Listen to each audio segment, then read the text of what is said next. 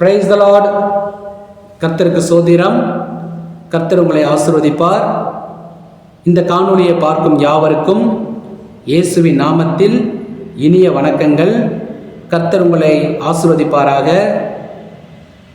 இந்த நாளில் நாம் கேட்கப் போகிற வேத வார்த்தையின் தலைப்பு வாய்ப்பை தவறவிடாதே. வாய்ப்பை தவறவிடாதே. ஒரு மனிதனுக்கு எல்லா காரியத்திலேயும் ஒரு வாய்ப்பு கொடுக்கப்படுகிறது. அந்த வாய்ப்பை அந்த மனிதன் சரியாக பயன்படுத்தும் போது அந்த மனிதனுடைய வாழ்க்கையில் வெற்றி, மாற்றம், ஆசீர்வாதம், விடுதலை, இப்படி பல நன்மைகள் கிடைக்கும்.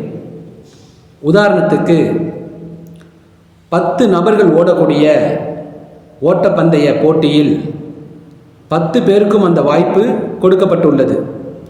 ஆனால் அப்படி அந்த 10 நபர்களில் அந்த வாய்ப்பை சரியாக பயன்படுத்துகிற ஒரு நபர் முதலாவதாக வந்து வெற்றியை பெற்றார். அப்படி வெற்றி பெற்ற நபருக்கு பரிசு தங்கம் ரிவார்டு வழங்கப்படுகிறது. 10 பேருக்கும் கொடுக்கப்பட்ட இந்த வாய்ப்பில் ஒரு நபர் முதலாவது இடத்துக்கு வந்து அவர் தங்கம் என்பதான வெற்றி பரிசை பெற்றுக்கொள்கிறார். காரணம், அந்த 10 நபர்களில் அந்த ஒரு நபர் அந்த வாய்ப்பை சரியாக பயன்படுத்தி கொண்டார். அதனால் அந்த மனிதருக்கு வெற்றி என்பதான தங்கம் ரிவார்டாக கொடுக்கப்பட்டது.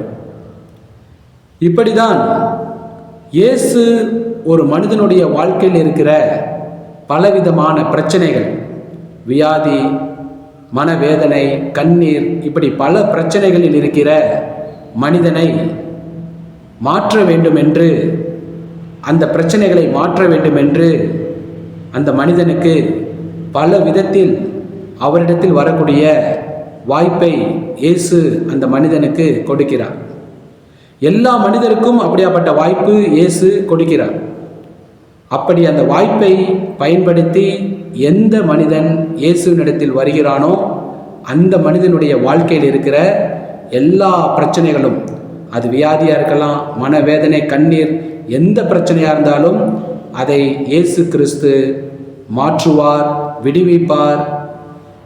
அதிலிருந்து உங்களை தீர்வு கொடுத்து மகிழ்ச்சியாக்குவார். நிச்சயம் இதை அவர் செய்ய முடியும்.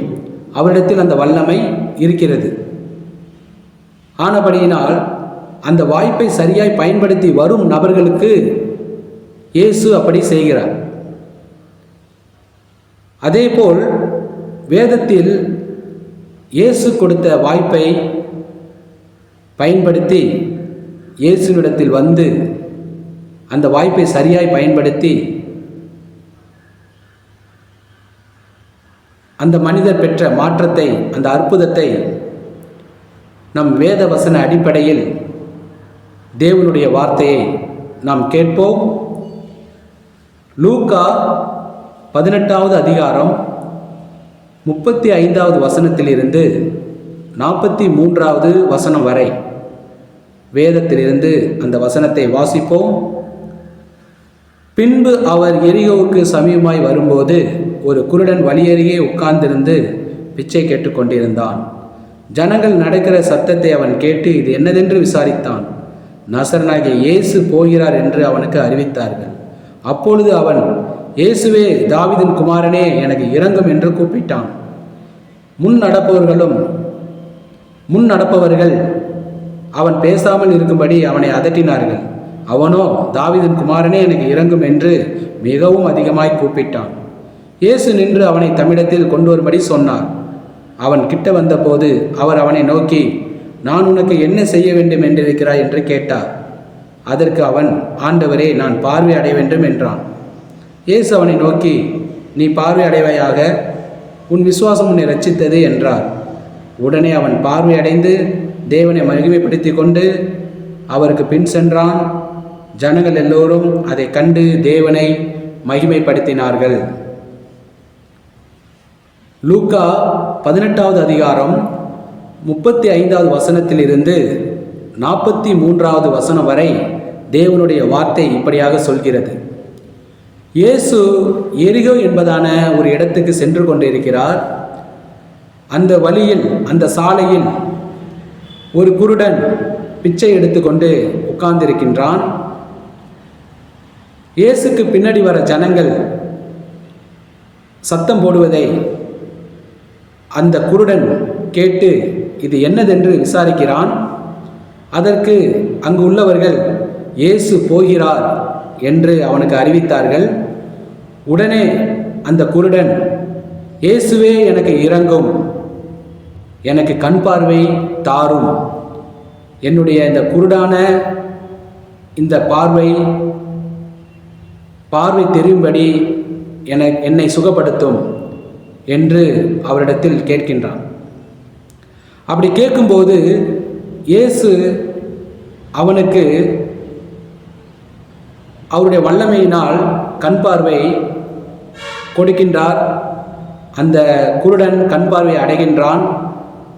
அவன் சந்தோஷத்தோடு இயேசுவை பின்பற்றி அவருக்கு பின்னால் சென்றான். இதை பார்க்குற ஜனங்கள் எல்லாம் ஒரு குருடனுடைய கண் பார்வை தெரியும்படி, அந்த குருடன் பார்க்கும்படி இயேசுவால் அற்புதம் செய்ய முடியும், செய்கிறார் என்று இயேசுவை மகிமைப்படுத்தினார்கள்.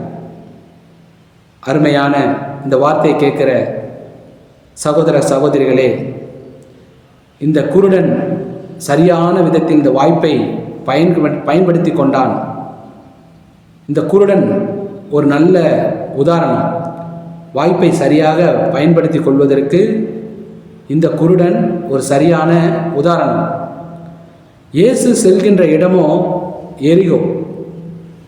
அந்த வழியால் செல்லும்போது அந்த இடத்துல இந்த குருடன் உட்கார்ந்து பிச்சை கேட்டுக்கொண்டே இருக்கிறான்.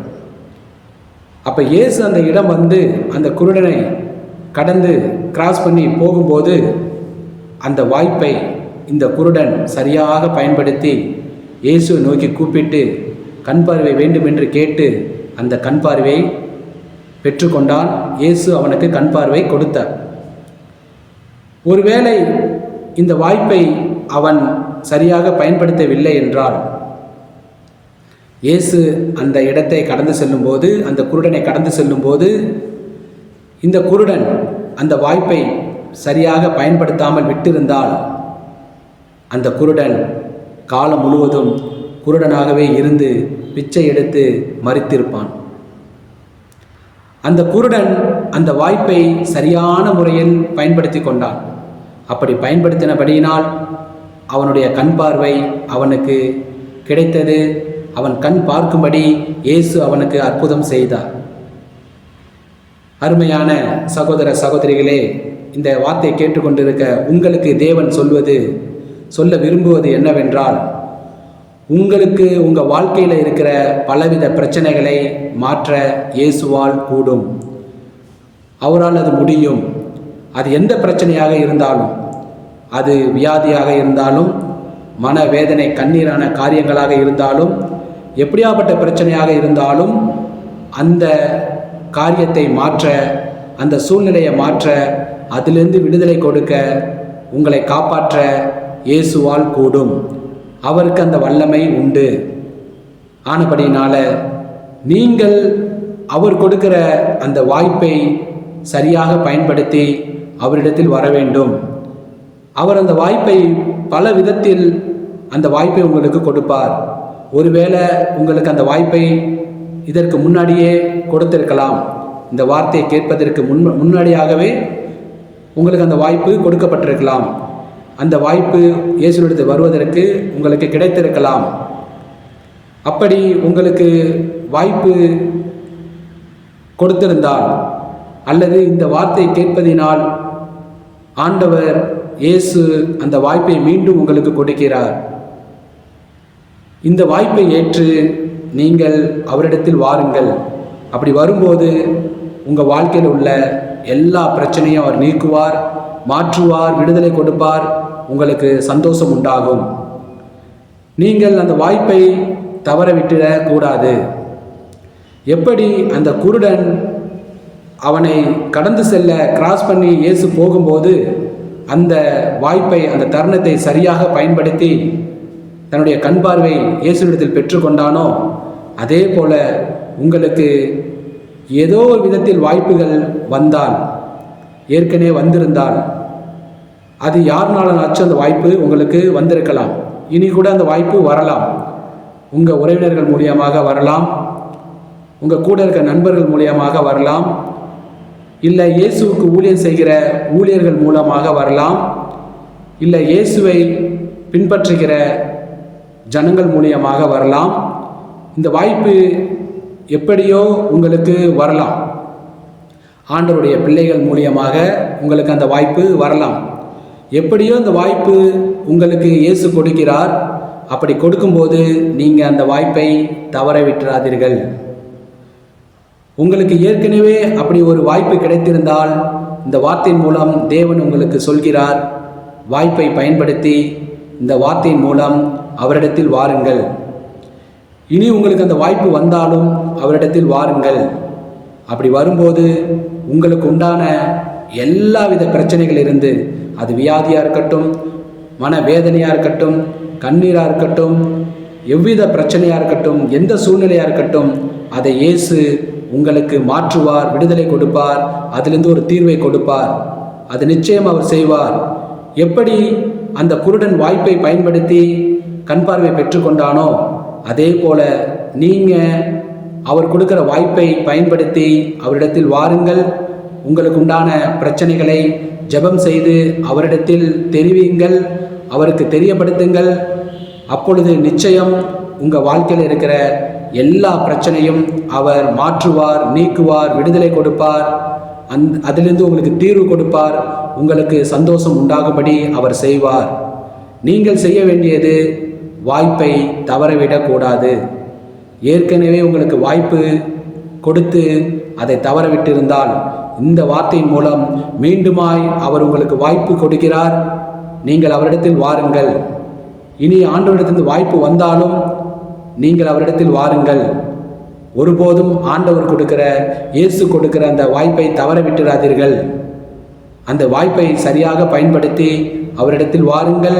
அவர் ஆலயத்துக்கு வாருங்கள். உங்களுக்கு உண்டான எல்லா பிரச்சனையும் அவருக்கு தெரியப்படுத்துங்கள். ஜெபம் செய்து அவரிடத்தில் சொல்லுங்கள். நிச்சயம் உங்களுக்கு அவர் விடுதலை கொடுப்பார்.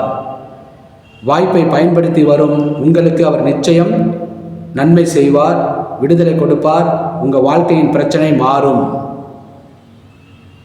வாய்ப்பை தவறவிடாதே என்ற தலைப்பில் தேவன் நம்மோடு பேசின வார்த்தைக்காக தேவனுக்கு நன்றி.